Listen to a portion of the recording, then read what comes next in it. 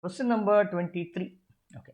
Particle is executing SHM with total energy E and amplitude x naught. Total energy E and amplitude x naught. Okay. What is the kinetic energy of the particle when the displacement from the equilibrium position is x naught by 2?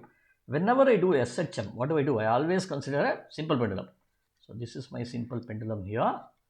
Simple pendulum here. And this is my mean position. Now he is asking you at a distance x naught by 2. At a distance x naught by 2. Maybe the particle is somewhere over here, and this distance is x naught by 2. Let me call this point as q. Let me call this point as p. Now, what is the energy at point p? Energy at point p is nothing but half m omega square a square. You already know this one. Okay, this is nothing but the total energy of the particle. Okay, so this is what we have.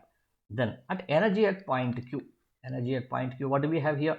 This will be equal to, this will be equal to potential energy, close this, potential energy plus kinetic energy. And what is he asking here? He is only asking you to find out the kinetic energy, not the potential energy. What is the potential energy of this? Potential energy of this is nothing but half m omega square into x naught by 2 whole square. X naught by 2 the whole square. So this is not seen. Okay, x naught by 2 whole square plus kinetic energy. I do not know this. Now by conservation of energy, this energy should be equal to this energy because I have not given any push over here. No external energy is given. It is just oscillating less like this, right? So if I equate these two, I can now write. So this is A. What is A here?